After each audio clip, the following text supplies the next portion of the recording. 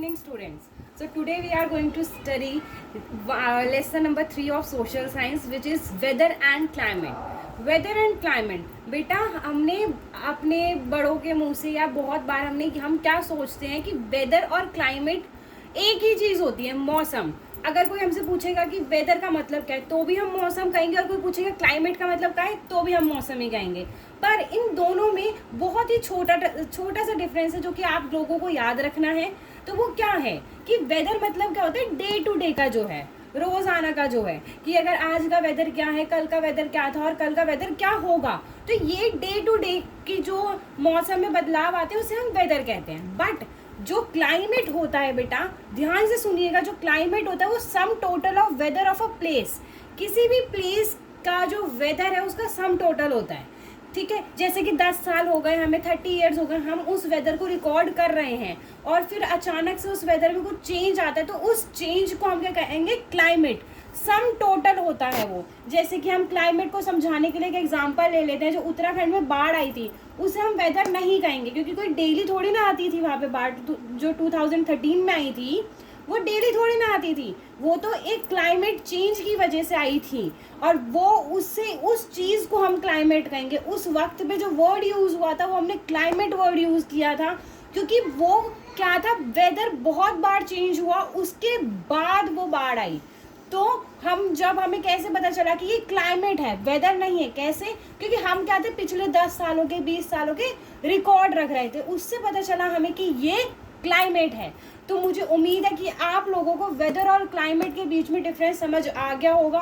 मैं दोबारा एक बार रिपीट कर देती हूँ. वेदर जो होता है बेटा वो डे टू डे का होता है, पर क्लाइमेट जो होता है वो सम टोटल होता है. किसका? वेदर का. जैसे कि 10 साल के हमने रिकॉर्ड रखे, 20 साल के रखे, तो उसके बाद अगर कोई मौसम में कोई चेंज आता है तो उस चेंज को हम क्या कहेंगे, क्लाइमेट. हम उसे वेदर नहीं कहेंगे.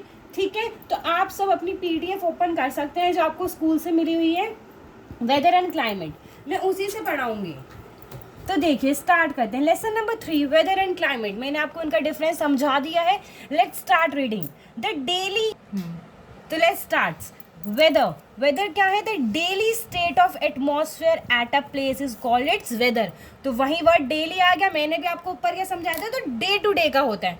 तो वही बात ये कह रहा है कि जो डेली रोज आना का जो मौसम होता है उस चीज को हम वेदर कहते हैं बेटा. It keeps changing from day to day. और ये क्या है? Day to day.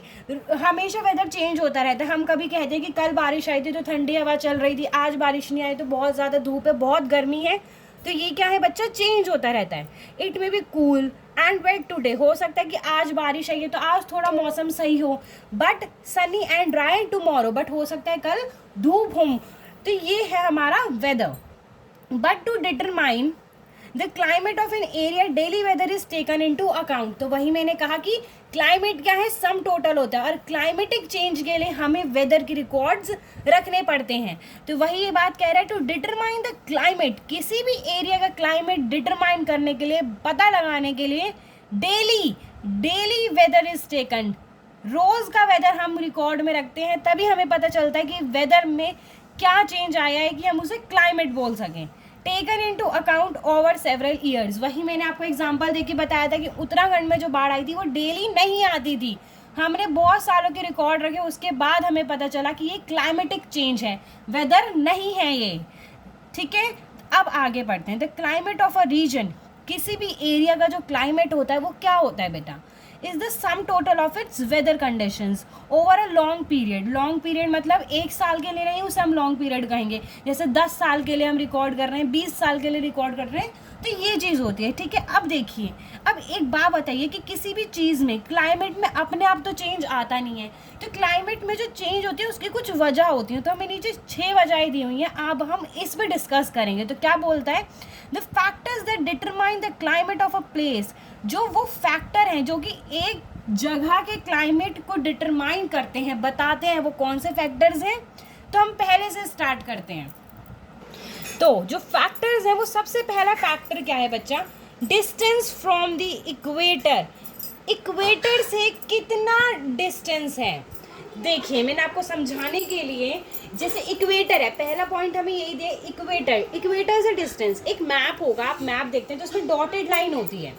तो वो क्या होता है उसके पास जो, जैसे हमारा सपोज कीजिए कि इक्वेटर है, तो उसके पास के जो एरियाज होते हैं ना वो बेटा हमेशा हॉट होते हैं। हॉट क्यों होते हैं, इसका एक रीज़न है, क्योंकि जो सन होता है ना हमारा, ये सपोज कीजिए कि सन है, तो इस सन की ये वर्टिकली रेज डायरेक्ट इसी एरियाज पे जाती हैं, तो इस एरिया पे जाती है तो ये सबसे ज़्यादा हॉट होता है। और जैसे जैसे एरिया ऊपर बढ़ता है तो ऊपर जो है सन की रेज बहुत कम पहुंच पाती हैं। जैसे यहाँ तो बहुत ज़्यादा ही पहुंच रही है, फिर धीरे धीरे ऊपर गई तो और कम पहुंच रही है, फिर और कम पहुंच रही है, इसलिए ऊपर का रीजन क्या है वो अपने आप कोल्ड हो जाता है। तो मेरे को उम्मीद है that you, I hope that you all understand the first point, that is equator, why the area near the equator is hot and why the area away from equator is cold, right? Now go to the second point, is height above the sea level. height above the sea level, बच्चा height above the sea level क्या होता है? height, अब देखिए height basically क्या होता है? altitude of a place, किसी भी प्लेस की ऊंचाई। आपको हिंदी में समझाने के लिए, सिंपल वर्ड्स में समझाने के लिए, किसी भी प्लेस की ऊंचाई। अब देखिए जहाँ पे ऊंचाई ज़्यादा होगी, हायर, तो वहाँ पे बहुत रीजन कूलर होगा, और जहाँ पे लो होगी वो हॉट होगा। देखिए मैंने छोटा सा हिल बनाने की कोशिश की है, पहाड़ बनाने की, माउंटेन बनाने की, ताकि वो समझ आ जाए। तो देखिए जो माउंटेन होता है, जैसे सब बच्चे ऑफ कोर्स मनाली की साइड गए होंगे, तो मनाली में जो रोहतांग है बेटा, वो जो है ऊपर की साइड है, थोड़ा हाइट पे है। तो हाइट पे है तो वहाँ पे क्या है बेटा, बहुत ठंड रहती है, वहाँ पे बर्फ़ भी पड़ती है हाइट पे, इसलिए वो एरिया थोड़ा कोल्ड है। बट जैसे जैसे हम थोड़ा नीचे आते हैं, मणिकरण की साइड आते हैं, मनाली की साइड आते हैं, तो वो रीजन जो है हॉट होता जाता है। क्यों? क्योंकि वो एल्टीट्यूड से बहुत नीचे की तरफ है, तो वहाँ पे ठंड कम होती है। तो इसीलिए जो सेकंड पॉइंट है वो भी अफेक्ट करता है बेटा हमारे क्लाइमेट को, ठीक है। तो I hope that you all understand this 2 points very very clearly. Now let's move to the third point which is winds. अब विंड्स, आप स्टार्ट किए। जो थर्ड फैक्टर है वो है विंड्स। तो देखिए विंड्स कैसे हमारे क्लाइमेट को अफेक्ट करते हैं बेटा। देखिए ये विंड्स हैं, तो इस साइड हमारा एरिया है, मतलब कोई भी सिटी है, जो सिटी है, ये विंड्स के बारे में मैं आपको एक्सप्लेन कर रही हूँ। ये देखिए यहाँ पे हमारा कोई भी एरिया है, कोई भी सिटी है, अगर इस साइड हॉट है, यहाँ से अगर हॉट हवाएं आएंगी तो ये एरिया भी हॉट हो जाएगा, और जैसे ये कोल्ड विंड्स इस तरफ से आएंगी तो ये एरिया जो है वो अपने आप ही कोल्ड हो जाएगा। तो इस तरीके से विंड्स जो है हमारे क्लाइमेट को अफेक्ट करते हैं। नाउ फोर्थ पे आते हैं बेटा। देखिए डिस्टेंस फ्रॉम द सी, सी के डिस्टेंस है, देखिए सी, सपोज कीजिए ये हमारी सी है और यहाँ पे ये सारा एरिया है, कोई सिटी है, सपोज कीजिए बॉम्बे है, तो जो आपने बॉम्बे में देखा होगा कि मॉडरेट टेम्परेचर रहता है, ना ही ज़्यादा वहाँ पे गर्मी होती है और ना ही ज़्यादा वहाँ पे सर्दी होती है। क्या होता है यहाँ पे सी की वजह से समर पे जो टेम्परेचर है ना, समर में ना ही वो ज़्यादा हाई जा पाता है, इस वजह से यहाँ पे ज़्यादा गर्मी नहीं होती है, और विंटर में ना ही ज़्यादा टेम्परेचर यहाँ पे लो पे जा सकता है, इसलिए यहाँ पे ज़्यादा ठंड भी नहीं पड़ती है। तो इस तरीके से सी जो है हमारे फैक्टर को अफेक्ट करती है। बेटा फिफ्थ पॉइंट क्या है हमारा, फैक्टर क्या है, ह्यूमिडिटी एंड रेनफॉल। अब वो ह्यूमिडिटी एंड रेनफॉल कैसे अफेक्ट करता है। ह्यूमिडिटी क्या होती है, नमी, जब मौसम में नमी आ जाती है, मीन्स वाटर वेपर्स ज़्यादा हो जाते हैं, वो चिप हो जाती है, तो उससे क्या होता है हमारी रेनफॉल होती है। फिर रेनफॉल होती है तो ऑटोमेटिकली हमारा क्लाइमेट जो है वो चेंज हो जाता है। इसमें सिक्स्थ क्या है, ओशन करंट्स। ओशन करंट्स क्या है, जो ओशन करंट्स है वो बेसिकली किस एरियाज पे सबसे ज़्यादा इफेक्ट करते हैं, वो सबसे ज़्यादा कोस्टल एरियाज पे इफेक्ट करते हैं। बेटा यहाँ पे कोस्टल एरियाज का मतलब है जो जगह पानी के आसपास बहुत ज़्यादा रहती है, जैसे कि कोस्टल एरिया, मैंने आपको एक एग्जांपल देने के लिए केरला जो है वो एक कोस्टल एरिया है, क्योंकि वहाँ पे आपने देखा होगा तो बहुत से ही ओशंस हैं, सी हैं वहाँ पे, क्योंकि वो हमारे मैप में जो है सबसे नीचे हैं, ठीक है। देखिए तो वहाँ पे जो है ना समर्स में, दोबारा वही सी वाली में जो बात समझाई थी वही आ गई है कि समर में टेम्परेचर ना ही ज़्यादा हाई जा पाता है और ना ही विंटर्स में ज़्यादा लो पे जा सकता है टेम्परेचर, इसीलिए ये हमारे क्लाइमेट को बहुत ज़्यादा इफेक्ट करता है। और most probably all the 12 months there are moderate, not very cold and not very hot. Okay, now we are going to explain, we are going to understand these things, 6 points very very carefully. So first point is distance from the distance from the equator.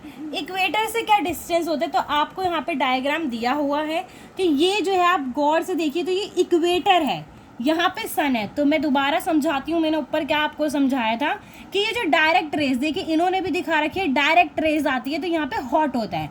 आइए पढ़ते हैं क्या लिख रखा है. The sun has the greatest influence on climate of a place.